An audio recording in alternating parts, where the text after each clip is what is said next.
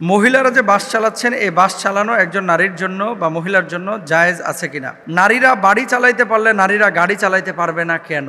এবারও হাফেজ নুরুদ্দিন জাকারিয়া সৌদি আরবের 133টা দেশকে হারিয়ে কোরআন প্রতিযোগিতায় বিশ্ব চ্যাম্পিয়ন হয়েছে। তদ্রূপভাবে আরও একটা ছেলে পুরস্কার পেয়েছে, মাহমুদুল হাসান আশরাফি। ক্রিকেট খেলায় জিতলে যেভাবে ভিডিও কলের মাধ্যমে তাদেরকে কংগ্রেচুলেশনস জানানো হয়, তাদেরকে ওয়েলকাম করা হয়, সেভাবে রাষ্ট্রনায়করা অথবা দায়িত্বশীলরা কোরআন প্রতিযোগিতার ক্ষেত্রে করে না। এ ব্যাপারে আপনারা কেন আওয়াজ উঠান না? মহিলারা যে বাস চালাচ্ছেন, এই বাস চালানো একজন নারীর জন্য বা মহিলার জন্য জায়েজ আছে কিনা?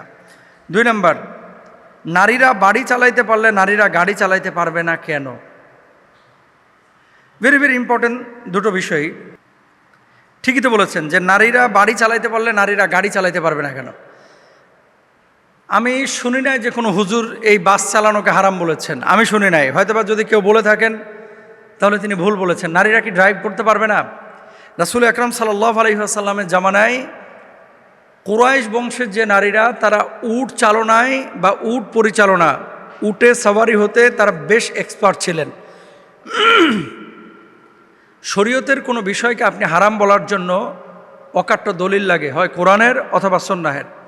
এখন একজন নারী গাড়ি চালাচ্ছে, সে শালীনতার সাথে যদি গাড়ি চালায়, বাইক চালায়, সাইকেল চালায়, নিজের হাজতের জন্য, প্রয়োজনের জন্য, প্রয়োজন মেটাতে, অবশ্যই এটা সে চালাইতে পারে। কিন্তু হ্যাঁ, পরিবেশটা সুশৃঙ্খল হওয়া লাগে, এটার জন্য কিছু শর্ত শারায়েত আছে। দূরপাল্লার বাস বা দূরপাল্লার কোনো গাড়ি যদি চালান, ফিতনার যদি কোনো আশঙ্কা থাকে, সেখানে মাহরামের সাপোর্ট লাগে। কিন্তু ঢাকার ভিতরে কোনো নারী, এই যে পিং বাসগুলো নিয়ে আপনারা অনেকে ট্রল করছেন, আসলেই এটা আমাদের বাঙালিদের একটা, আমি বলবো যে আমাদের অভ্যন্তরীণ একটা সমস্যা, যে কোনো ভালো কাজ, যে কোনো সরকার হোক, বিরোধী দল হোক, যখন উদ্যোগ নেয়, প্রথমে এটাকে আমরা সন্দেহের তীর এবং সমালোচনার তীর আমরা ছুড়ে দিই। একটা তো শুরু করেছে যে নারীদের জন্য আলাদা বাস, এটা তো অবশ্যই একটা ভালো কাজ করেছে। নারীদের জন্য বাসটা যেমন আলাদা করা হয়েছে, নারীদের জন্য বিশ্ববিদ্যালয়ের যে শিক্ষা ব্যবস্থা, এটাকেও আলাদা করে ফেলা উচিত। নারীদের জন্য কর্মক্ষেত্রে যে নারী পুরুষ একসাথে কাজকাম করে, সেখানেও তাদের পরিবেশটা আলাদা করে ফেলা উচিত। এটা হচ্ছে আমাদের চাওয়া, যে বাংলাদেশে যে জায়গাটায় নারী পুরুষের ব্যাপক সংমিশ্রণ আছে, সেই জায়গাগুলোই এই বাসের মতো আলাদা করে দেন, তাহলে আরও সুশৃঙ্খল অবস্থা হবে এবং আমাদের মা বোনদের ইজ্জত আবরু, মা বোনদের সম্মান আরও রক্ষিত হবে ইনশাল্লাহ। আপনি কি জানেন যে এই যে লোকাল বাসগুলোয় ঢাকায় যখন একজন মা অথবা বোন যখন উঠে, আমি গুলিস্তানে কয়েকবার দেখেছি, যখন লোকাল বাসগুলোয় পুরুষ বাসের মধ্যে নারীরা, তাদের জন্য সংরক্ষিত আসন কয়টা? 9টা। নারীর জন্য সংরক্ষিত আসন 9টা, আবার এর পাশে 2টা প্রতিবন্ধীরও আসন রাখছে, তার পাশে আবার বাচ্চারও আসন রাখছে। তো একজন নারী যখন উঠে, দেখবেন যে হেলফাররা অনেক সময় তার গা টাচ করে, শরীর টাচ করে। আপনি কি চাইবেন যে আপনার বউয়ের শরীর আরেকজন হেলফার টাচ করুক? তা আপনি তো চাইবেন না। আপনি কি চাইবেন যে আপনার মায়ের পিঠে আরেকজন পুরুষ হাত দেখ? আপনি তো চাইবেন না। অনেক সময় দেখবেন যে নারীরা এভাবে দাঁড়িয়ে আছে, সেটা মেট্রো ট্রেনে হোক অথবা বাসের মধ্যে হোক। অনেক কাপুরুষ আছে যারা একেবারে হাইওয়ান, এরা কিন্তু নানানভাবে তার কোহনা দিয়ে অথবা কনুই দিয়ে অথবা বডি দিয়ে সে কিন্তু স্পর্শ করতে চায় এবং আকাঙ্ক্ষা তার ভিতরে যাকে। এখন অনেক মা বোন হয়তো বা বোঝেন, অনেকে বোঝেন না। এই জায়গাগুলো থেকে সেফটির জন্য অবশ্যই এই যে পিং বাসগুলো যেগুলো চালু হয়েছে, এটাকে আপনারা ওয়েলকাম করতে পারেন এবং এটা একটা ভালো উদ্যোগ। এরকম সব ক্ষেত্রে নারী পুরুষকে আলাদা করে দেওয়া, এটা আমরা চাই, এটা আমরা আকাঙ্ক্ষা করি। এখন আসেন রাসূল সাল্লাল্লাহু আলাইহি ওয়াসাল্লাম কি বলছেন। আল্লাহ নবী সাল্লাল্লাহু আলাইহি ওয়াসাল্লামের জামানায় নবীজির স্ত্রীগণ, নারী সাহাবীগণও উট চালিয়েছেন, উটের পিঠে চড়ে সফর ও যাতায়াত করেছেন। সহিহ হাদিসে এসেছে, আল্লাহ রাসূল সাল্লাল্লাহু আলাইহি ওয়াসাল্লাম ইরশাদ করেছেন, উষ্ট্রারোহী নারীদের মধ্যে কুরাইশের নেক নারীরাই সর্বোত্তম। তারা সন্তানের প্রতি শৈশবে খুব স্নেহশীল এবং স্বামীর সম্পদের উত্তম হেফাজতকারী। তো নারীরা যদি উট পরিচালনায় এক্সপার্ট তখন হয়ে থাকেন, উট পরিচালনা করতে পারেন, তাহলে বর্তমানে নারীরা কেন গাড়ি চালাতে পারবেন না? তবে হ্যাঁ, একটা বিষয় ভুল বুঝবেন না, নারীদের প্রথম কাজ হচ্ছে ঘর সামলানো। এরপরে এই সামলানোর পরে যদি সুযোগ থাকে, তাহলে অবশ্যই বাইরে এসে শালীনতার সাথে কাজ করতে পারে, ব্যবসা বাণিজ্য, চাকরি বাকরি। আল্লাহ তাআলা আমাদের সবাইকে বোঝার তৌফিক দান করুন। এবারও হাফেজ নুরুদ্দিন জাকারিয়া সৌদি আরবের 133টা দেশকে হারিয়ে কোরআন প্রতিযোগিতায় বিশ্ব চ্যাম্পিয়ন হয়েছে। তদ্রূপভাবে আরও একটা ছেলে পুরস্কার পেয়েছে, মাহমুদুল হাসান আশরাফি। আপনার কাছে আমাদের জানতে চাওয়া যে এই যে পুরস্কারগুলো প্রতি বছর পাই, সোশ্যাল মাধ্যমে আসে, কিছু মিডিয়ায় আসে। রাষ্ট্রীয়ভাবে ক্রিকেট খেলায় জিতলে যেভাবে ভিডিও কলের মাধ্যমে তাদেরকে কংগ্রেচুলেশনস জানানো হয়, তাদেরকে ওয়েলকাম করা হয়, সেভাবে রাষ্ট্রনায়করা অথবা দায়িত্বশীলরা কোরআন প্রতিযোগিতার ক্ষেত্রে করে না। এ ব্যাপারে আপনারা কেন আওয়াজ উঠান না? ভেরি ভেরি ইম্পর্টেন্ট একটা বিষয়। এই যে কয়েকদিন আগে অস্ট্রেলিয়ার সাথে যে খেলা হলো, বাংলাদেশ টেস্ট ম্যাচ জিতেছেন, সম্ভবত অস্ট্রেলিয়ার সাথে এটা প্রথম জিতা কিনা আমার জানা নেই। এখন এটা জিতার পরে রাষ্ট্রনায়ক তাদের সাথে ভিডিও কলে কথা বলেছেন বা রাষ্ট্র তাদেরকে ওয়েলকাম করেছে। হাফেজ জাকারিয়া দেখেন, বিশ্ব চ্যাম্পিয়ন বাংলাদেশে অন্য ক্ষেত্রে বারবার হতে না পারলেও, যেমন ক্রিকেটে বিশ্ব চ্যাম্পিয়ন বাংলাদেশ হয় নাই, ফুটবলে বিশ্ব চ্যাম্পিয়ন বাংলাদেশ হয় নাই, তারপরে হকিতে বিশ্ব চ্যাম্পিয়ন বাংলাদেশ হয় নাই, কিন্তু কোরআন প্রতিযোগিতায় বারবার কিন্তু বাংলাদেশ বিশ্ব চ্যাম্পিয়ন হয়েছে। তাহলে সেক্ষেত্রে দেখেন, যে দেশে জ্ঞানীদেরকে কদর করা হয় না সে দেশে জ্ঞানী তৈরি হয় না। এখন হাফেজ নুরুদ্দিন জাকারিয়া সহ মাহমুদুল হাসান আশরাফি যারা বিশ্ব চ্যাম্পিয়ন হয়েছে, রাষ্ট্রের কাছে আমাদের এক্সপেকটেশন, তাদের রাষ্ট্রের কাছে আমাদের চাহিদা হচ্ছে, চাওয়া হচ্ছে, এই কোরআনের বিশ্ব চ্যাম্পিয়নদেরকে আপনারা দোতলা বাস উন্মুক্ত করে যেভাবে স্পেনে বিশ্বকাপকে রিসিভ করেছে, বিশ্বকাপ টিমকে রিসিভ করেছে, এদেরকে রিসিভ করা উচিত। আমি যতটুকু জানি আজকে জুমার দিন, জুমার আগে বা পরে হয়তো বা তারা এয়ারপোর্টে নামবে, এবং আমার খুব ইচ্ছা ছিল যে আজকে জুমা যদি না থাকতো, মসজিদে এখন যদি আসা না লাগতো, আমি সেখানে যাইতাম। এটা আমার বিবেক থেকে আমাকে সায় দেয় যে আসলে উচিত এগুলোতে যাওয়া। কারণটা কি? তাদেরকে ইন্সপাইরেশনের জন্য, উৎসাহিত করার জন্য।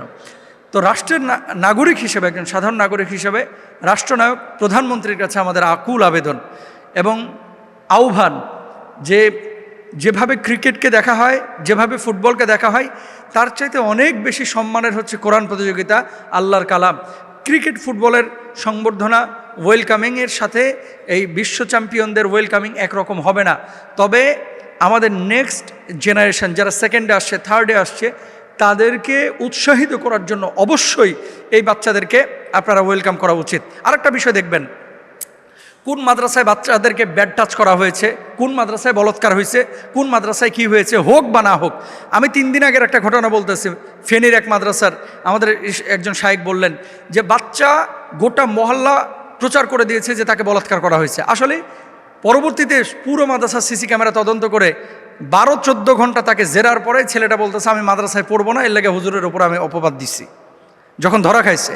এরকম অসংখ্য ঘটনা যখন সোশ্যাল মাধ্যমে কোনো একটা ক্লু পাই, হুজুররা খারাপ, ইমামরা খারাপ, আলেমরা খারাপ, মাদ্রাসার হুজুররা এই করে সেই করে, প্রচুর নেগেটিভ নিউজ তারা দেখবেন উৎসাহী হয়ে তারা ভয়েস ক্রিয়েট করে বা নিউজগুলো করে। বিশ্ব চ্যাম্পিয়ন হাফেজ, আজকে দেখেন কয়টা মিডিয়া যায়, মানে এরা পজিটিভ বিষয়গুলোকে কিন্তু ওইভাবে ক্রিয়েট করে না। তাহলে এখন তো হাতে হাতে সবার মিডিয়া, আমাদের মিডিয়া আমাদেরকেই তৈরি করতে হবে এবং আমাদেরকেই কাজ করতে হবে, এদেরকে প্রমোট করতে হবে, যাতে করে মানুষ জানতে পারে যে না, সব মাদ্রাসা এরকম হয় না। কিছু মাদ্রাসা আছে, অধিকাংশ মাদ্রাসায় আছে যেখানে বাচ্চাদেরকে মারধর করা হয় না, আদর সোহাগ করে পড়ানো হয়, তবে বিচ্ছিন্ন কিছু ঘটনা ঘটে, এদের ব্যাপারে সচেতন হতে হবে, এটাও সত্য। আল্লাহ বুঝদান করুক, আমিন। মোহতারাম, আমি গ্যান্ডারিয়া থেকে বলছি, আমার নাম হচ্ছে জসিমউদ্দিন। আপনার কাছে জানতে চাই, গতকাল বাংলাদেশের রাষ্ট্রপতি নির্বাচিত হয়েছেন, 23তম রাষ্ট্রপতি জনাব মির্জা ফখরুল ইসলাম আলমগীর।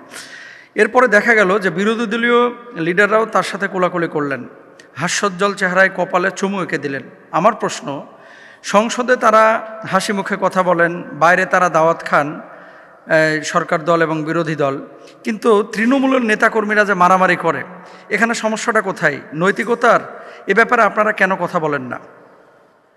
এই যে হিংসা, প্রতিহিংসা এবং ঝামেলা তৃণমূল পর্যায়ের লিডাররা যারা করেন, ইসলাম কি এই সমস্ত বিষয়ে শিক্ষা দেয়, নাকি সহানুভূতি যেই দৃশ্য কালকে দেখা গিয়েছে এটা শিক্ষা দেয়? ভেরি ভেরি ইম্পর্ট্যান্ট একটা বিষয়।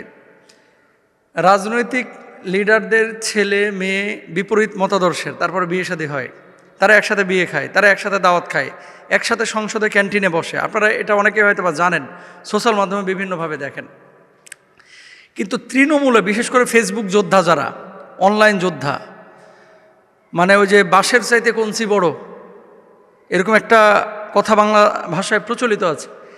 এরা দেখবেন সারাক্ষণ ফেসবুকে চরমনয় হুজুর কি করলো, ওই কওমের অমুক হুজুর কি করলো, জামাতের অমুক হুজুর কি করলো, শিবিরের অমুক ছেলে কি করলো, তুমুল ফাইট কিন্তু ফেসবুকে চলে। কিন্তু প্রথম সারির যারা লিডার তাদের মধ্যে কিন্তু এগুলো চলে না। তারা কিন্তু একে অপরের সাথে দেখা হয়, সাক্ষাৎ হয়, কথা হয়, হাসি মুখে সব কিছুই কিন্তু সম্বোধন করে তারা। এখন এটা আসলে আমাদের মানে ম্যানার্সের সমস্যা, এটা আমাদের নৈতিকতার সমস্যা। বাংলাদেশের 23তম রাষ্ট্রপতি তিনি নির্বাচিত হয়েছেন, অবশ্যই তিনি এখন রাষ্ট্রের অভিভাবক। আল্লাহ সুবহানাহু ওয়া তাআলা বাংলাদেশটাকে আমাদেরকে দান করেছেন, স্বাধীনতা আমরা পেয়েছি। এখন এই রাষ্ট্রপ্রধানের কাছে আমাদের কিছু মানে এক্সপেকটেশন আছে, রাষ্ট্রটা যাতে করে ভালোভাবে চলতে পারে, পরের দাসত্ব না করে। রাষ্ট্রপতি এই সমস্ত বিষয়গুলো দেখেন বা দেখে থাকবেন। একজন রাষ্ট্রপতি দেখেন, বাংলাদেশ বলেন সারা পৃথিবীর যতটা দেশ আছে, রাষ্ট্রপতি যারা হয়ে থাকেন তাদেরকে যে পাওয়ারটা দেওয়া হয় রাষ্ট্রীয়ভাবে, এটা কিন্তু বিশাল ক্ষমতা। এবং তাদেরকে যে সুযোগ সুবিধা দেওয়া হয়, সেই সুযোগ সুবিধা অনুযায়ী যদি রাষ্ট্রীয় কাজগুলো তারা সমাধান করেন, আঞ্জাম দেন, তাহলে রাষ্ট্রটা অনেক সুন্দর হয়, অনেক বিশৃঙ্খলা থেকে রাষ্ট্র মুক্ত পায়। একজন রাষ্ট্রপতি কত সুযোগ সুবিধা পায় জানেন আপনারা? অনেকে হয়তো বা জানেন, অনেকে জানেন না। একজন রাষ্ট্রপতির মাসিক বেতন হচ্ছে 1,20,000 টাকা মাসিক বেতন। তারপরে বেতন হচ্ছে আয়কর মুক্ত, সরকারি গাড়ি ও পরিবহন, বিদেশ সফরে ভাতা, বার্ষিক আপ্যায়ন এবং এন্টারটেইনমেন্ট ভাতা, বছরে 2 কোটি টাকার স্বেচ্ছাধীন তহবিল, পরিবার সহ বিনামূল্যে চিকিৎসা, সরকারি খরচে বিদেশে চিকিৎসা সুবিধা, বছরে 27 লাখ টাকার বিমান ভ্রমণ সুবিধা, পদ ছাড়ার পরও চালু থাকে কিছু সরকারি সুবিধা। কিছু কিছু ক্ষেত্রে আমরা দেখেছি যে বাংলাদেশে অতীতে যে আপনার রাষ্ট্রপ্রধানের কাছে নাগরিকদের যে সমস্ত চাহিদা থাকে বা আকাঙ্ক্ষা থাকে, এই চাহিদাগুলো অনেক সময় পূরণ হয়, অনেক সময় পূরণ হয় না। মির্জা ফখরুল ইসলাম আলমগীর সাহেব ক্লিন ইমেজের একজন মানুষ, বিরোধী দল তাকে স্বাগত জানিয়েছে। আমি একজন সাধারণ নাগরিক হিসাবে তার এই রাষ্ট্রের এই দায়িত্ব নেওয়াটাকে ভালোভাবেই দেখছি। তবে তার কাছে আমার বা তাদের কাছে যারা রাষ্ট্র পরিচালনা করছে তাদের কাছে আমাদের কিছু আকাঙ্ক্ষা আছে। সে আকাঙ্ক্ষা হচ্ছে 1 নম্বর, যে এই বাংলাদেশে যদি সম্ভব হয় আপনারা রাষ্ট্রীয়ভাবে কোরআনের আইনটা চালু করে দেন সুশৃঙ্খলার জন্য। দেখেন, আজকে আমি যখন মসজিদে আসলাম, এ শুধু গ্যাস নিতে নিতেই প্রায় কিন্তু এই ভোরবেলায় আর এই যে আসার পথে 4.5 ঘন্টা কেটে গেছে ওই আমাদের ড্রাইভার সাহেবের। তো যেই দেশের মধ্যে গ্যাসের সংকট, তেলের সংকট, বিদ্যুতের সংকট, ওই দেশটার সামনে এগিয়ে যেতে কিন্তু অনেক সমস্যা হয়। রাষ্ট্রপ্রধান যারা, রাষ্ট্রপতি সহ প্রেসিডেন্ট যারা দায়িত্বশীল, প্রধানমন্ত্রী, তাদের কাছে আমাদের রিকোয়েস্ট, প্লিজ এই রাষ্ট্রটাকে সুশৃঙ্খল রাষ্ট্র হিসেবে গড়ে তুলতে এই বিষয়গুলো আপনারা একটু আমলে নেন। কোরআনের আইনটা আমরা চাই, রাষ্ট্রপ্রধানের কাছে আমরা আকাঙ্ক্ষা পেশ করি। 2 নম্বর, রাস্তাঘাটে যে চাঁদাবাজি হয় এটা বন্ধ হোক, এটা আমরা চাই। 3 নম্বর, মানুষ যেন মানুষের উপরে জুলুম না করে, চিরতরে এই জুলুমের পথটা বন্ধ করে দেওয়া উচিত, এটা আমরা চাই। গুম খুন এটা যেন বাংলাদেশে না থাকে, এবং বিরোধী দলের বা বিরোধী মতের ওপরে চড়াও হওয়ার যে মানসিকতা, এটা যেন বাংলাদেশে না থাকে, আমরা এটা চাই। যেহেতু নতুন রাষ্ট্রপতি আমরা ওয়েলকাম করি, তবে আজকের যে কথাটা, যে প্রশ্নটা জসিমউদ্দিনের, যে লিডাররা তো ঠিক আছে, কিন্তু তৃণমূল যে কার্য করে, মারামারি করে, এখানে আমাদের ম্যানার্সের অভাব, এখানে নৈতিকতার অভাব। ফেসবুক যোদ্ধাদের দিয়ে রাষ্ট্র পরিচালনা করলে রাষ্ট্র কখনোই সুশৃঙ্খল থাকবে না। সুতরাং রাষ্ট্রের যারা দায়িত্বশীল তারাই রাষ্ট্র পরিচালনা করুক, আর সাবধান ফেসবুক যোদ্ধাদের থেকে, অনলাইন যোদ্ধাদের থেকে। ওয়েলকাম জনাব মির্জা ফখরুল ইসলাম আলমগীরকে। আল্লাহ তাআলা বাংলাদেশটাকে সুন্দরভাবে চালানোর তৌফিক তাকে দান করুন, আমিন। এরপরে প্রশ্নটা হচ্ছে যে মোহতারাম, রিজিক বাড়ানোর জন্য অনেক চেষ্টা করছে, কিন্তু কোনোভাবে রিজিক বাড়ছে না, এক্ষেত্রে কোনো আমল আছে কিনা? সুবহানাল্লাহ। ওমা মিন দাব্বাতিন ফিল আরদ, আল্লাহ সুবহানাহু ওয়া তাআলা এই জমিনের উপরে যত প্রাণী আছে সব প্রাণীর রিজিকের দায়িত্ব আল্লাহ নিয়েছেন, এবং আল্লাহই খাওয়াচ্ছেন, আল্লাহ পড়াচ্ছেন। আল্লাহ সুবহানাহু ওয়া তাআলা সমস্ত মানুষের রিজিক দান করছেন। 4টা আমল বলবো রিজিক বাড়ার জন্য আজকে। আপনি যদি চান যে আপনার রিজিকটা বাড়ুক, তাহলে 4টা আমল কেউ ছাড়বেন না। 1 নম্বর, পবিত্র কোরআনুল কারিমে আল্লাহ সুবহানাহু ওয়া তাআলা 1 বার 2 বার না 82 বার নামাজের কথা বলেছেন। সুতরাং নামাজ 1 নম্বরে কেউ ছাড়বেন না, এটা হচ্ছে 1 নম্বর কাজ। যার নামাজ ঠিক তার শরীর ঠিক, যার নামাজ ঠিক তার শান্তি ঠিক আছে, অন্তরে শান্তি। যার নামাজ ঠিক আছে তার রিজকে প্রশস্ততা অটোমেটিক আসবে। কারণ কি, নামাজি ব্যক্তির রিজকের ব্যাপারে আল্লাহ সুবহানাহু ওয়া তাআলা বিশেষ জিম্মাদার হয়ে যান, জিম্মাদারি নেন। আর যাদের নামাজ ঠিক নাই তাদের ব্যাপারে আল্লাহ তাআলা বিশেষ জিম্মাদারি নেন না। যেমন আব্দুল্লাহ ইবনে মাসউদ রাদিয়াল্লাহু তাআলা আনহু বলেন, আমি রাসূল সাল্লাল্লাহু আলাইহি সাল্লামকে জিজ্ঞেস করলাম, কোন আমল আল্লাহর নিকট অধিক প্রিয়? তিনি বললেন, যথাসময়ে সালাত আদায় করা। ইবনে মাসউদ রাদিয়াল্লাহু তাআলা আনহু পুনরায় জিজ্ঞেস করলেন, এরপর কোনটি? তিনি বললেন, এরপর পিতামাতার প্রতি সদ্ব্যবহার। ইবনে মাসউদ আবার জিজ্ঞেস করলেন, এরপর কোনটি? রাসূল সাল্লাল্লাহু আলাইহি সাল্লাম বললেন, এরপর আল্লাহর পথে জিহাদ বা জিহাদ ফি সাবিলিল্লাহ। তাহলে আমরা পাইলাম তো নামাজের কথা। নামাজের কথা আমরা পাইলাম যে নিয়মিত অক্তমতো নামাজ আদায় করা। 2 নম্বর হচ্ছে মহান রবের শুকরিয়া আদায় করা। আল্লাহর কৃতজ্ঞ বান্দা যে যত বেশি হবে, শুকরিয়া আদায় যে যত বেশি করবে, আল্লাহ তাআলা তার রিজকের ফয়সালা তত বেশি করবেন। লা ইন শাকারতুম লা আযীদান্নাকুম ওয়া লা ইন কাফারতুম ইন্না আযাবি লাশাদীদ। আল্লাহর কৃতজ্ঞ হন, আল্লাহ তাআলা রিজিক বাড়ায় দেবেন। আল্লাহর কৃতজ্ঞ হবেন না, আল্লাহ রিজিক ছিনিয়ে নেবেন। আল্লাহ তাআলা রিজিককে সংকীর্ণ করে দেবেন। আমরা অনেক সময় এত বেশি রিজিক আল্লাহ দিয়েছে, তারপর আমরা হাস্যোজ্জ্বল চেহারা নিয়ে একবার আলহামদুলিল্লাহ বলি না, অথচ বাসা ভাড়া পাচ্ছে মাসে 5 লাখ 7 লাখ টাকা, এরকমও মানুষ আছে। প্লিজ আপনারা বেশি বেশি আল্লাহর কৃতজ্ঞ হন, শুকরিয়া আদায় করেন, তাহলে দেখবেন আল্লাহ তাআলা রিজকে প্রশস্ততা দিবেন ইনশাআল্লাহ। 2 নম্বর গেল। 3 নম্বর, আত্মীয়তার সম্পর্ক রক্ষা করা। আল্লাহর হাবিব সাল্লাল্লাহু আলাইহি ওয়াসাল্লাম তিনি বলেছেন, যে ব্যক্তি তার রিজিক প্রশস্ত করতে এবং আয়ু বৃদ্ধি করতে চায়, সে যেন তার আত্মীয়তার সম্পর্ক রক্ষা করে চলে। যে ব্যক্তি আত্মীয়তার সম্পর্ক রক্ষা করবে, আল্লাহ তাআলা তার রিজকের প্রশস্ততা দিবে। কিন্তু এখন আমরা রিজকের প্রশস্ততা চাই, আত্মীয়তার সম্পর্ক আমরা রক্ষা করতে চাই না। এর জন্য রিজকের মধ্যে বারাকা আসে না।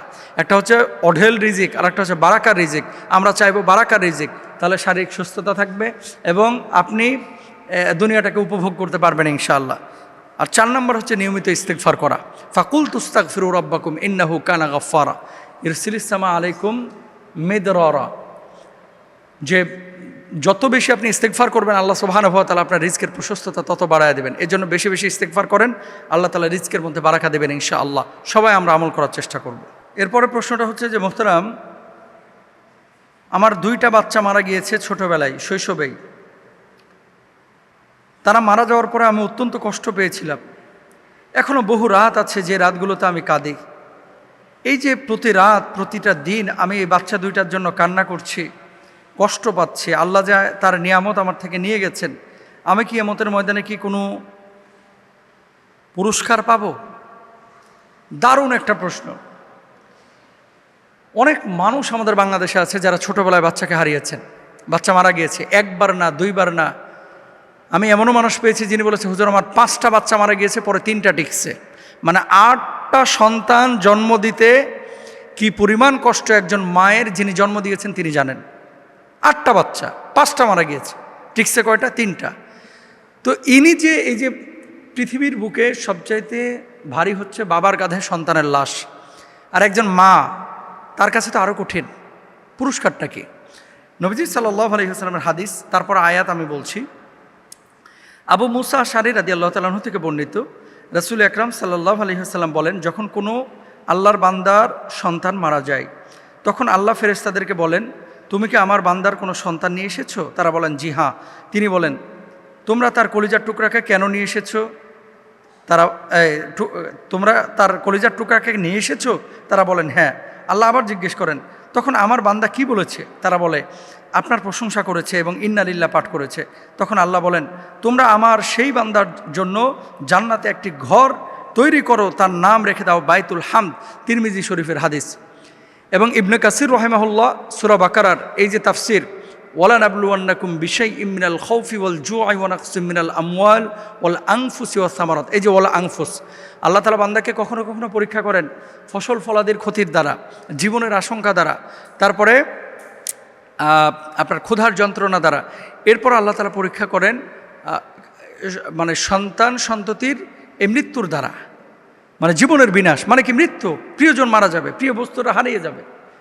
এরকম ক্ষেত্রে যখন কোনো বাচ্চা মারা যায়, আল্লাহর হাবিব সাল্লাল্লাহু আলাইহি ওয়াসাল্লাম বলছেন, তখন যদি বাপ মা, অনেক বাপ মা আছে আল্লাহকে অভিযোগ করে, ও মাবুদ গো দিলা কেন, নিলা কেন, না এরকম না। আল্লাহকে কোনো অভিযোগ না দিয়ে আপনি বলবেন যে, আল্লাহ তোমার নিয়ামত তুমি আমাকে দিয়েছিলাম মাবুদ, তুমি আবার ছিনিয়ে নিয়ে গেছো। কান্না আসবে, মন খারাপ হবে, কিন্তু আল্লাহকে অভিযোগ দেওয়া যাবে না। আল্লাহকে অভিযোগ না করে যদি বলেন যে, আল্লাহ আমি ধৈর্য ধারণ করলাম মাবুদ, তুমি আমার সন্তানটাকে জান্নাতের পাখি বানায় দিও, আর এই সন্তানকে আমার জান্নাতের মাধ্যম বানায় দিও, এভাবে আল্লাহকে বলেন। যখন কোনো বাবা মা এভাবে বলে যে, আল্লাহ আমি তোমার উপর ধৈর্য ধারণ করলাম, আল্লাহ তোমার মাল তুমি নিয়েছো। আমার আল্লাহ বলছে ফেরেশতাদেরকে যে ওই বাপ মার জন্য একটা ঘর নির্মাণ করো, যেই ঘরটার নাম হচ্ছে বাইতুল হামদ, আর এই ঘরে মৃত সন্তানের বাপ মা ছাড়া আর কেউ ঢুকতে পারবে না। সুবহানাল্লাহ, এটা আল্লাহ তাআলা নিজে বলেছেন, আল্লাহ রাসূল সাল্লাল্লাহু আলাইহি সাল্লাম নিজে বলেছেন। তাহলে যাদের সন্তান ছোটবেলায় মারা গিয়েছে, এই বাইতুল হামদ নামক জান্নাতটা মূলত তাদের জন্য। তাহলে এখন আল্লাহকে কি আপনি অভিযোগ করবেন? আপনি করবেন না। আল্লাহকে কি আপনি বলবেন যে আল্লাহ কেন দিলা আর কেন নিলা? না, এটা আল্লাহর নেচার। আল্লাহ সুবহানাহু ওয়া তাআলার মানে সিস্টেমটাই, নিজামটাই এরকম। আল্লাহ যারকে ইচ্ছে দেন, যার কাছ থেকে ইচ্ছা আল্লাহ ছিনে আনেন, তাই না? তুআইজ্জু মান তাশাউ ওয়া তুযিল্লু মান তাশাউ বিয়াদিকাল খায়র। যাকে ইচ্ছা আল্লাহ সম্মানিত করেন, যাকে ইচ্ছা আল্লাহ তাআলা লাঞ্ছিত করেন, যাকে ইচ্ছে নিয়ামত দেন, যার কাছ থেকে ইচ্ছা আল্লাহ সুবহানাহু ওয়া তাআলা নিয়ামত ছিনিয়ে নেন। এখন আপনি আমি করবোটা কি? আপনার আমার কিচ্ছু করার নাই, আল্লাহর কাছে শুধু দোয়া করা। তবে বাপ্পার উচিত এসব ক্ষেত্রে, অনেক বাবা মা আছে যে এমন উদ্ভট আচরণ করে এবং কান্নাকাটি করে, নিজেকে নিয়ন্ত্রণ করতে পারে না, বুক চাপড়ায়, জামা ছিঁড়ে ফেলাই, মাটি চাপড়ায়। এগুলো করবেন না, এগুলো আল্লাহ তাআলা অপছন্দ করেন। আল্লাহ আমাদেরকে বুঝদান করুক, আমিন। আচ্ছা, এরপরে একটা প্রশ্ন এসেছে যে মোহতারাম, জীবনে অনেক কসম করেছি না বুঝে এবং কসমগুলো ভেঙেছি, সেগুলোর কাফফারা কিভাবে আদায় করবে? এত কসম, এটা তো আসলে মনেও নাই। তাহলে সেক্ষেত্রে আমরা কি করতে পারি? অনেক মানুষ আছে দেখবেন কথায় কথায় আল্লাহর কসম, কথায় কথায় মায়েরই, কথায় কথায় আল্লাহর কিরিয়া, কথায় কথায় বা আল্লাহর কসম করে বলছে, এর চাইতে ভালো মাসান নাই। এরকম অনেক মানুষ কথায় কথায় কসম করে আর মিথ্যা কথা কয়। এখন উনি বলছে যে কসম করেছে আবার ভেঙেছি। আল্লাহ সুবহানাহু ওয়া তাআলা কি বলছেন? লা ইউআখিযুকুমুল্লাহু বিল্লাগwi ফি আইমানিকুম ওয়ালাকিন ইউআখিযুকুম বিমা আক্কাদতুমুল আইমান ফাকাফফারাতুহু ইতআমু আশারাতা মাসাকিন। যে আল্লাহ সুবহানাহু ওয়া তাআলা এই যে যারা কসম ভঙ্গ করে তাদের কাফফারা কি বললেন? ফাকাফফারাতুহু ইতআমু আশারাতা মাসাকিন, 10 জন মিসকিনকে খাবার খাওয়ানো, অথবা একজন গোলামকে আজাদ করা, অথবা 3টা রোজা ধারাবাহিকভাবে রাখা। এটা হচ্ছে বিধান, কেউ যদি কসম ভাঙে। এখন এমন কসম ভেঙেছে যে জীবনে এত বেশি কসম ভেঙেছে জানেও না, তাহলে সেক্ষেত্রে কি করতে হবে? তওবা ইস্তেগফার করতে হবে। একই বিষয়ে যদি একাধিকবার কসম ভাঙে, তাহলে একাধিকবার মানে এখন 1000 বার সে কসম ভাঙছে সারা জীবনে, 1000 মানুষের জন্য 10,000 মিসকিনকে খাওয়ানো, তো নিজে ফকির হয়ে গেল, ভিক্ষা করেও তো খাইতে পারবে না অনেকে। তাহলে কি করবে? এতগুলো রোজা রাখাও তো সম্ভব না। তাহলে তওবা ইস্তেগফার করবে এবং একবার ওই 10 জন মিসকিনকে খাওয়ায় আল্লাহর কাছে বলবে যে আল্লাহ আর পারতেছেন, আল্লাহ মাফ করে দাও। আর মনে রাখবেন, ওয়াদা ইদা ওয়াদা খালাফা, যখন কেউ ওয়াদা করে, প্রতিশ্রুতি দেয় এবং প্রতিশ্রুতি ভঙ্গ করে, হচ্ছে মুনাফিক। আর মুনাফিকের স্থান কোথায়? ইন্নাল মুনাফিকিনা ফিদ দারকিল আসফালি মিনান নার। মুনাফিকের স্থান হচ্ছে জাহান্নামের একেবারে নিকৃষ্টতর স্থানে। এবং অধিকাংশ কসম বা শপথ যারা করে, এদের ভিতরে নেফাক আছে। কারণ আপনি যদি মুমিন হয়ে থাকেন, শপথ করা লাগবে কেন? আপনার জবান থেকে যদি কোনো কথা বের হয়, সেটা হচ্ছে সত্য কথা বের হবে। আপনার জবান থেকে কখনো মিথ্যা কথা বের হবে না। এরকম অ্যাটিটিউড কেন আপনার যে আপনি মিথ্যা কথা বলেন? মুসলমান তো কখনো মিথ্যা বলতে পারে না। মুসলমান হচ্ছে আসিদকু ইউনজি ওয়াল কিযবু ইউহলিক, সত্য মানুষকে মুক্তি দেয়, মিথ্যা মানুষকে ধ্বংস করে। সুতরাং মুসলমান জবান থেকে সত্য কথা বলবে, মিথ্যা কথা বলবে না। একটা মিথ্যাকে প্রতিষ্ঠিত করতে আরও 1000টা মিথ্যা বলা লাগে, আরও 10টা মিথ্যা কথা বলা লাগে। তাহলে আপনি কেন মিথ্যা কথা বলেন? আর এই যে বিশেষ করে প্রেম করে যেসব পোলাপান, এগুলো আরও বেশি মিথ্যা কথা বলে। কয় আমি মোবাইল ছুঁয়ে কসম করতেছি, মাথা ছুঁয়ে কসম করতেছি যে তোমারে না পাইলে আমি মরিয়া যাবো। তো এই কসম যে পোলাপান করে, যদি বাংলাদেশে মরতো ভাই, যুবক খুঁজে পাওয়া যাইতো না, হয়তো বা 95%টা মরতো। তো যুবকগুলো বেঁচে রয়েছে কেন? তার মানে কসমটাকে একটা ফাইজামের বিষয় বানাইছে। প্লিজ এভাবে অ্যাভেলেবল আপনারা করবেন না। কসম যদি করতেই হয় আল্লাহর নামে হবে। অনেক সময় ছেলের মাথার উপর হাত দিয়ে কসম করে, কোরআন শরীফ ছুঁয়ে কসম করে, হ্যাঁ, চাল ছুঁয়ে কসম করে, ভাতের থালি প্লেট ছুঁয়ে কসম করে। এগুলো কি ফাইজলামি? এগুলো করবেন না। একান্তই যদি কোনো বড় ইস্যু হয়, আল্লাহর নামে কসম করতে পারেন, কিন্তু কসমটাকে আপনার রক্ষা করতে হবে। আল্লাহ তাআলা আমাদেরকে বোঝার তৌফিক দান করুন, আমিন। এরপর প্রশ্ন যে মোহতারাম, আমি যে নামাজ পড়ি, আমার নামাজ কবুল হয়েছে কিনা কোন লক্ষণে বুঝবো? এটার কোনো আলামত আছে কি যে আমার নামাজটা কবুল হয়েছে কিনা? ভেরি ভেরি ইম্পর্ট্যান্ট একটা প্রশ্ন। এখানে আপনারা সবাই নামাজ পড়েন মাশাআল্লাহ, কিন্তু আপনি জানবেন কিভাবে যে আপনার নামাজটা কবুল হলো কিনা? অনেকে 50 বছর নামাজ পড়ছে, অনেকে জীবনে এক ওয়াক্ত নামাজ কাজা করে না, কিন্তু নামাজটা কবুল হলো কিনা আপনি বুঝবেন কিভাবে? বোঝার ওয়েটা কি? এটা তো কোনো আসলে যন্ত্র নাই, বা কোনো মাপন পরিমাপক যন্ত্রও নাই, কোনো থার্মোমিটার নাই, কোনো মেডিসিন নাই যে এটা দিলে বোঝা যাবে। বোঝার 4টা আলামত আছে। যে আপনার নামাজটা কবুল হয়েছে কিনা এটা বোঝার আলামত হচ্ছে 4টা, মিলে আনেন। আল্লাহ কি বলছেন? ইন্নাস সালাতা তানহা আনিল ফাহশাই ওয়াল মুনকার। একজন নামাজি যখন নামাজ আদায় করে, সে নামাজ অশ্লীল গর্হিত কাজ থেকে, পাপ কাজ থেকে ওই ব্যক্তিকে হেফাজত করে। 1 নম্বর আলামত হচ্ছে কোনো ব্যক্তি যদি নামাজ আদায় করে অন্যায় এবং পাপাচার থেকে সে যদি বেঁচে থাকে, অন্যায় পাপাচারের কাছে ধারে যদি সে না যায়, আল্লাহ সুবহানাহু ওয়া তাআলা আশা করা যায় ওই ব্যক্তি নামাজ কবুল করছেন, কারণ নামাজ পাপাচার থেকে তাকে হেফাজত করছে। তার মনে চাহিদা জাগছে যে আমি সুদ খাবো, কিন্তু না, মনে চাহিদা জাগলেও নামাজ তাকে বাধা দিচ্ছে। হ্যাঁ, আমি তো নামাজ পড়ি, আমি সুদ খাবো কেন? আমি চাঁদাবাজি কেন করব? আমি ঘুষ কেন খাবো? রাস্তা দিয়ে একটা বেগানা নারী হেঁটে যাচ্ছে, মোবাইলে একটা বাজে জিনিস এসেছে, আপনি স্কিপ করে চলে গেলেন, রাস্তার মেয়েটার দিকে আপনি তাকাইলেন না, যাই হ্যাঁ আমি তো নামাজ পড়ি, তার মানে ধরে নেবেন আপনার নামাজটা কবুল হচ্ছে। এটা হচ্ছে 1 নম্বর আলামত। এখন আপনার চোখের এক্সপ্রেশন, আপনার লুকিং এক্সপ্রেশন, আপনার টকিং এক্সপ্রেশন, আপনার বিহেভিয়ার, আপনার অ্যাটিটিউড, এগুলো থেকে আপনি বুঝবেন যে আপনার নামাজটা কবুল হচ্ছে কিনা। কথা বুঝতে পেরেছেন? এখন আপনার নামাজ কতটুকু কবুল হচ্ছে, এটা 1 নম্বর আলামত, এটা যে আপনি পাপ মুক্ত জীবনযাপন করছেন কিনা। এরপর আসেন 2 নম্বর। 2 নম্বর হচ্ছে নামাজের পরে অন্তরে শান্তি এবং প্রশান্তি অনুভব। সঠিকভাবে খুশু একাগ্রতা বিনয়ের সঙ্গে আদায়কৃত নামাজ বান্দার অন্তরে এক অদ্ভুত স্বর্গীয় প্রশান্তি এনে দেয়। নামাজ শেষে যদি মনে হয় অন্তরে অস্থিরতা দূর হয়ে এক ধরনের পবিত্র আমেজ সৃষ্টি হয়েছে, তবে এটি ইবাদত কবুলের একটি লক্ষণ। আল্লাহ তাআলা বলেন, যারা কুফরি করেছে তারা বলে তার নিকট তার রবের পক্ষ থেকে কোনো নিদর্শন কেন নাজিল হয় না? বলো, নিশ্চয় যাকে ইচ্ছা পথভ্রষ্ট করেন এবং যে তার অভিমুখী হয় তাকে তিনি পথ দেখান। যারা ঈমান আনে এবং আল্লাহ স্মরণে যাদের অন্তর প্রশান্ত হয়। শোনো, আল্লাহ স্মরণেই তো রয়েছে অন্তরসমূহ প্রশান্ত, বা আল্লাহর স্মরণেই রয়েছে অন্তরসমূহের প্রশান্তি।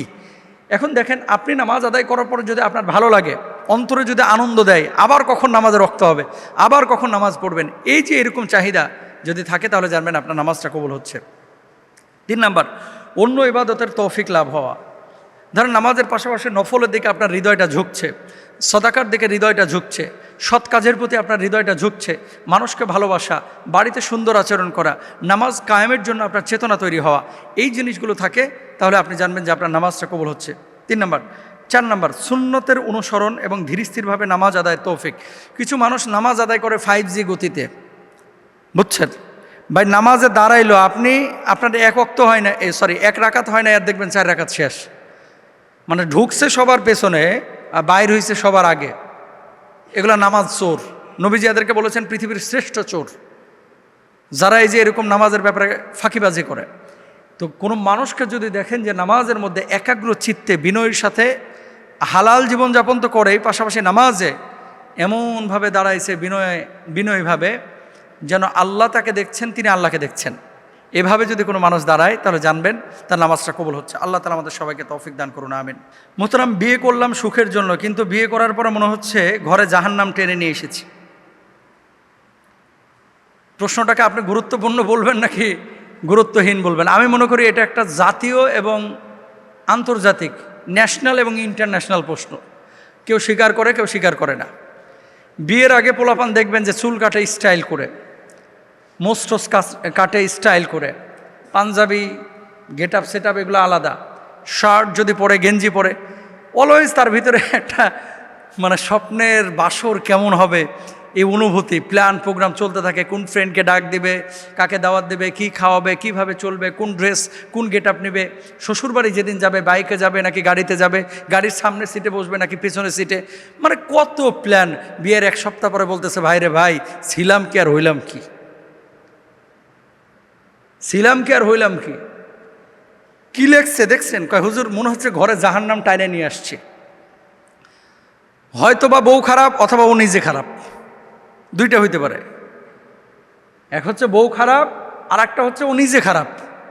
কিছু খারাপ লোক আছে যে পৃথিবীর যখন সৎ লোক দেখবেন, অনেক বউ বোরকা পড়তে চায়, জামাই বোরকা পড়তে দিতে চায় না, কয় বিয়ে করছি একটা, বন্ধুবান্ধব না দেখলে এটা আবার কেমন বউ। প্রতিদিন ফেসবুকে 70টা ছবি আপ করে, ওটা কাপুরুষ, হিজড়া। নিজের বউকে যারা এইভাবে ফেসবুকে প্রমোট করে, আর বউ ব্যবসায়ী যারা আছে, এগুলো হচ্ছে হিজড়া কাপুরুষ। এদের ভিতরে পুরুষত্ব নাই, এগুলো গায়রতহীন। ইসলাম এটা শিখায় নাই। আপনি বিয়ে করছেন, আপনার বউকে আপনি মণিমুক্তার মতো রাখেন। যেই নারীরা খাস পর্দায় বাইরে চলাফেরা করে, এদেরকে মানুষ যে ইজ্জত করে, যেই বউ আপনার বউ পেট বাইর করে রাখছেন, পিঠ বাইর করে রাখছেন, আপনি মনে করতেছেন মানুষ আপনাকে খুব ভালো বলতেছে, ওই ছাপড়ি পোলাপান চিপার ভিতরে ঢুকে গুলোকে দোস্তরে একটা জিনিস যাইতেছে। আপনার বউয়ের দিকে বদ নজরে, খারাপ নজরে তাকাইলো, আপনার বউ অসুস্থ হবে না কেন? রাস্তা দিয়ে 30টা পোলাপান যদি আপনার বউয়ের দিকে দৃষ্টি নিক্ষেপ করে, 30 পোলার 30 ছেলের 60টা চোখ, ও তো গুণাগার হয়েছেই, গুণাগার আপনার বউ কিন্তু কম হয় নাই। তো যেই বউয়ের উপরে 60টা চোখ এভাবে নিক্ষিপ্ত হয়েছে, বিষাক্ত চোখ, ওই বউয়ের পেট থেকে আব্দুল কাদের জিলানি বের হবে না, ওই বউয়ের পেট থেকে আল্লামা সাইদি বের হবে না, ওই বউয়ের পেট থেকে বড় আলেম তৈরি হবে না, ওই বউয়ের পেট থেকে ওই আপনার মতোই পয়দা হবে। এই জন্য ভালো প্রোডাক্ট যদি চান, তাহলে ভালো গাছ লাগান। নিজে খাইবেন হারাম, নিজের বউয়ের পেট পিঠ সব বাইর করে রাখবেন, আর মনে করবেন যে এগুলা ভালো কিছু নিয়ে আসতেছেন, হবে না। জাহান্নাম টেনে নিয়ে আসছেন, এই কথার সাথে আমি একমত না।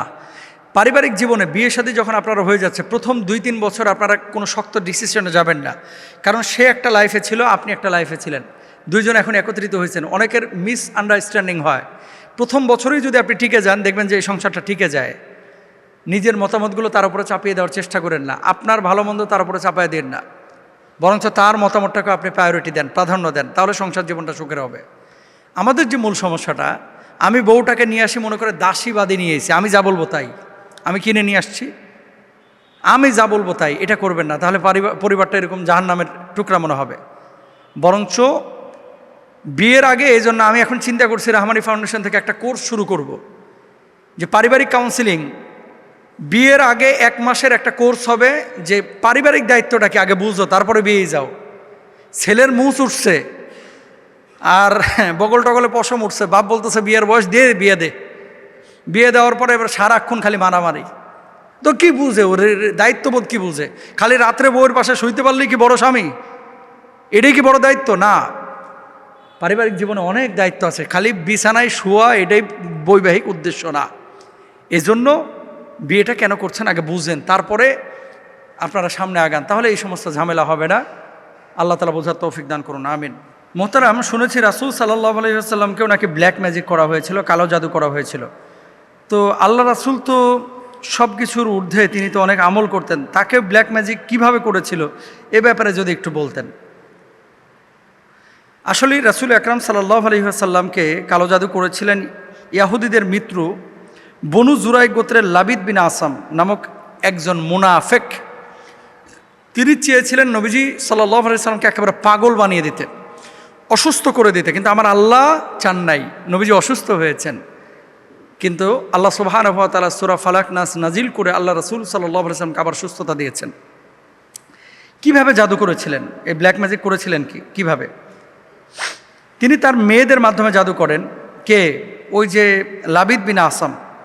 প্রথমে তিনি রাসূল সাল্লাল্লাহু আলাইহি ওয়াসাল্লামের বাসার কাজের ছেলের মাধ্যমে কয়েকটি চুল, নবীজি সাল্লাল্লাহু আলাইহি ওয়াসাল্লামের ব্যবহৃত চিরুনি সংগ্রহ করেন এবং নিজের মেয়েদের মাধ্যমে ওই চুলে 11টি জাদুর ফুঁক দেন, 11টি গিট দেন এবং সেগুলোর মধ্যে 11টি সূচ ঢুকিয়ে দেন। তারপর চুল ও সূচ সমেত চিরুনিটি একটি খেজুরের শুকনা কাদির আবরণের মধ্যে ঢুকিয়ে জারওয়ান কূপের তলায় একটি বড় পাথরের নিচে চাপা দেন। কূপের মধ্যে পানি ছিল, এর নিচে পাথর ছিল, খেজুরের ওই কাদের মধ্যে ঢুকাইয়া ওই পুরো জিনিসটাকে, দেখেন মাটির নিচে রাখে নাই যাতে করে এটা নষ্ট না হয়, কূপের পানির মধ্যে নিয়ে পাথরের নিচে চাপা দিয়েছিলেন। নবীজি সাল্লাল্লাহু আলাইহি ওয়াসাল্লাম 1 দিন 2 দিন না, কয়েক মাস অসুস্থ, সারাক্ষণ মাথা ব্যথা করত এবং কোনো কাজ করে তিনি আরাম পাইতেন না, অস্থির হয়ে যেতেন, প্রচণ্ড রকমের কষ্ট হচ্ছিল। ঠিক সেই মুহূর্তে জাদুর প্রভাবে নবীজি সাল্লাল্লাহু আলাইহি ওয়াসাল্লামের স্মৃতি, মানে মস্তিষ্ক এলোমেলো হয়ে যাচ্ছিল। দেখেন কত বড় কথা, পরে আল্লাহ তাআলার পক্ষ থেকে জানিয়ে দেওয়া হয়। কিভাবে? আয়েশা রাদিয়াল্লাহু তাআলা আনহা বলেন, একবার রাসূল সাল্লাল্লাহু আলাইহি ওয়াসাল্লামের উপর জাদু করা হয়। জাদুর প্রভাবে তার মনে হতো তিনি কোনো কাজ করেছেন অথবা তিনি করেননি। অবশেষে একদিন তিনি যখন আমার কাছে ছিলেন তখন তিনি আল্লাহর নিকট বারবার দোয়া করলেন। তারপর ঘুম থেকে জেগে বললেন, আয়েশা, তুমি কি বুঝতে পেরেছ আমি যে বিষয় তার কাছে জানতে চেয়েছিলাম তিনি তা আমাকে জানিয়ে দিয়েছেন? আমি বললাম, ইয়া রাসূলুল্লাহ, সেটি কি? রাসূল সাল্লাল্লাহু আলাইহি ওয়াসাল্লাম বললেন, আমার নিকট দুইজন লোক এলেন, তাদের একজন আমার মাথার নিকট আরেকজন আমার পায়ের নিকটে বসলেন। তারপরে একজন অন্যজনকে জিজ্ঞেস করলেন, এই লোকটির কী ব্যথা? তিনি উত্তর দিলেন, তাকে জাদু করা হয়েছে। প্রথমজন বললেন, কে তাকে জাদু করেছে? দ্বিতীয়জন বললেন, জুরাগ গোত্রের লাবিদ ইবনু আসাম নামক একজন ইয়াহুদি। এভাবে দীর্ঘ ঘটনা। তো এরপর রাসূল সাল্লাল্লাহু আলাইহি ওয়াসাল্লাম ওই কূপের মধ্যে, যেহেতু ওহী মারফত জানিয়ে দেওয়া হয়েছে, একজন সাহাবীকে পাঠাইলেন। কেউ বলছেন তিনি ছিলেন আলী রাদিয়াল্লাহু তাআলা আনহু। যাওয়ার পরে ওই পাথর তোলার পরে দেখলেন ঠিকই খেজুরের কাদের মধ্যে ওই যে চিরুনি, তারপর নবীজির চুল মোবারক, ওখানে 11টা গিট্টু দিয়ে তাবিজ কবজ করা হয়েছে, ব্ল্যাক ম্যাজিক করা হয়েছে। নবীজি সাল্লাল্লাহু আলাইহি ওয়াসাল্লামের কাছে ওইটা যখন নিয়ে আসা হলো, জিবরিল আমিন সূরা ফালাক নাস নবীজির কাছে নিয়ে আসলেন, আয়াত নাজিল করলেন। সূরা ফালাক নাসে 2 সূরার মধ্যে কয়টা আয়াত? 11টা। গিট্টু দেওয়া ছিল কয়টা? 11টা। একটা করে আয়াত তেলাওয়াত করছেন আর ঠাস ঠাস করে গিট্টুগুলো খুলে যাচ্ছিল। সুবহানাল্লাহ। এরপরে নবীজি সাল্লাল্লাহু আলাইহি ওয়াসাল্লাম সুস্থতার জীবন লাভ করলেন। এখন আপনারা বলেন, আল্লাহর নবী সাল্লাল্লাহু আলাইহি ওয়াসাল্লামকে এত সচেতন থাকা সত্ত্বেও যদি এই ব্ল্যাক ম্যাজিক করতে পারে, আপনাকে আমাকে করছে না আর কি গ্যারেন্টি? এই জন্য বি কেয়ারফুল। যাকে সন্দেহ হবে বা যার ব্যাপারে এরকম তাবিজ কবজ করছে, এরকম করছে, এদের থেকে একটু দূরে থাকবেন, সতর্কতা অবলম্বন করবেন, সূরা বাকারার আমল করবেন, আয়াতুল কুরসি, সূরা ফালাক নাস, এগুলো ধারাবাহিক পড়বেন। আল্লাহ বুঝদান করুক, আমিন। মুহতারাম, এমন কিছু আমল বলেন যে আমলগুলো কবরের আযাব থেকে আমাদেরকে রক্ষা করবে এবং কবরের সুখের জীবন দান করবে। সুবহানাল্লাহ। কবর বড় ভয়াবহ জায়গা। কবর কারোর জন্য জাহান্নামের টুকরা, কবর কারোর জন্য জান্নাতের টুকরা। প্রত্যেকটা মানুষ আমরা কবর নিয়ে আতঙ্কিত। আসলে কবর নিয়ে আতঙ্ক হওয়ার কিছু নাই। আপনি যদি সৎ কাজ করে, আমালে সলেহ করে দুনিয়া থেকে বিদায় নিতে পারেন, কবর আপনার জন্য প্রশস্ত হবে, কবর আপনার জন্য প্রশান্তির জায়গা হবে। নবীজি সাল্লাল্লাহু আলাইহি ওয়াসাল্লাম একটি হাদিসে 4টি বিশেষ আমল আমরা পাই, সুরক্ষা কবজের কথা জানতে পারি, যা আমাদেরকে কবরের ফিতনা এবং শাস্তি থেকে রক্ষা করবে। সে আমলগুলো কি? আবু হুরায়রা রাদিয়াল্লাহু তাআলা আনহু থেকে বর্ণিত, রাসূল সাল্লাল্লাহু আলাইহি ওয়াসাল্লাম বলছেন, মৃত ব্যক্তিকে যখন কবরে রাখা হয় তখন সে লোকদের ফিরে যাওয়ার সময় জুতার আওয়াজ শুনতে পায়। সে যদি মুমিন ব্যক্তি হয় তবে তার মাথার কাছে নামাজ, ডানে রোজা, বামে জাকাত আর সাদাকা, 2 পায়ের কাছে থাকে আত্মীয়তার সম্পর্ক বজায় রাখা, সৎ কাজ এবং মানুষের সাথে সদাচরণ প্রভৃতি আমলগুলো। এখন আপনি যদি নামাজ আদায় করেন, আপনি যদি জাকাত দেন, আপনি যদি সৎ কাজ করেন, আত্মীয়তার সম্পর্ক রক্ষা করেন, দান সাদাকা করেন, আবারও বলি দান সাদাকা করেন, সূরা মুলকের আমল প্রতি রাত্রে করেন, তাহলে এই কবর আপনার শান্তির কবর হবে। ফেরেশতারা, আযাবের ফেরেশতা আসবে, এই আমলগুলো তারা আপনাকে প্রোটেকশন দেবে। এই আমলগুলো ভেদ করে আযাবের ফেরেশতা ঢুকতে পারবে না আপনার কাছে। সুবহানাল্লাহ। তাহলে কবরে আযাব আপনার হবে না। 1 নাম্বার। 2 নম্বর আমল কি? তাহলে খুজুর সঙ্গে প্রতিদিন 5 ওয়াক্ত নামাজ আমাদেরকে আদায় করতে হবে। 2 নম্বর হচ্ছে নিখাদ ইমানের সঙ্গে আমাদের রোজা রাখতে হবে, নফল রোজা হোক, ফরজ রোজা হোক, কোরআনের সাথে আমাদের তাল্লুকাত রাখতে হবে। তো রোজা, নামাজ, সাদাকা, জাকাত, এগুলো আপনার কবরের সাথে, এগুলো আপনার কবরের বাতি। এবং নবীজি সাল্লাল্লাহু আলাইহি ওয়াসাল্লাম আরেকটি হাদিস কি? হাদিসটি হচ্ছে, মান আযা মসজিদান আযা আল্লাহু লাহু নূরান ফিল কবর। যে ব্যক্তি মসজিদে একটা বাতি জ্বালাইলো, আল্লাহ তাআলা তার কবরে বাতি জ্বালায় দেবেন। সুবহানাল্লাহ। তো এখন আপনি যদি মসজিদে নির্মাণে সহযোগিতা করেন, আপনি যদি মসজিদে সাহায্য সহযোগিতা করেন, আল্লাহ তাআলা আপনার কবরে বাতি দিবেন ইনশাআল্লাহ। 3 নম্বর জাকাত, দান সাদাকা তো বললামই। 4 নম্বর হচ্ছে আত্মীয়তার সম্পর্ক রক্ষা করা। সম্পর্ক রক্ষা করে চলবে যারা, আল্লাহ তাআলা কবরকে তাদের জন্য সংকীর্ণ করবেন না, প্রশস্ত করবেন। মনে রাখবেন, এই কবরটা যখন আপনি মারা যাচ্ছেন, নবীজি সাল্লাল্লাহু আলাইহি ওয়াসাল্লাম একদিন দেখলেন লাশ নিয়ে যাওয়া হচ্ছে, সাহাবীরা দাঁড়ানো। আল্লাহর নবী খেয়াল করলেন যে সাহাবীরা বলছে যে লোকটা ভালো ছিল। নবীজি বললেন ওয়াজাবাত, তার জন্য আবশ্যক। সাহাবীরা বললেন ইয়া রাসূলুল্লাহ, কি আবশ্যক তার জন্য? আল্লাহর নবী বললেন, তোমরা যে তাকে ভালো বলেছো, আমার আল্লাহ তাকে ভালো বলছেন এবং তার জন্য জান্নাতের ফয়সালা করে দিয়েছেন। মানুষ মারা যাওয়ার পর আত্মীয় স্বজন যখন আপনাকে ভালো বলবে, পাড়া প্রতিবেশী ভালো বলবে, আল্লাহও তখন আপনাকে ভালো বলবে। মানুষ মারা যাওয়ার পর আত্মীয় স্বজন, পাড়া প্রতিবেশী যখন খারাপ বলবে, আল্লাহও তখন আপনাকে খারাপ বলবে। এই জন্য বি কেয়ারফুল। এরপরে হচ্ছে কবর আযাব থেকে বাঁচার জন্য একটা দোয়া আপনারা বেশি বেশি পড়বেন। আল্লাহুম্মা ইন্নী আউযু বিকা মিনাল আজাজি ওয়াল কাসালি ওয়াল জুবনি ওয়াল হারামি ওয়াল বুখলি ওয়া আউযু বিকা মিন আযাবিল কবরি ওয়া আউযু বিকা মিন ফিতনাতিল মাহইয়া ওয়াল মামাত। এই দোয়াটা আপনারা বেশি বেশি পড়বেন। আমি আবার বলছি দোয়াটা, আল্লাহুম্মা ইন্নী আউযু বিকা মিনাল আজাজি ওয়াল কাসালি ওয়াল জুবনি ওয়াল হারামি ওয়াল বুখলি ওয়া আউযু বিকা মিন আযাবিল কবরি ওয়া আউযু বিকা মিন ফিতনাতিল মাহইয়া ওয়াল মামাত।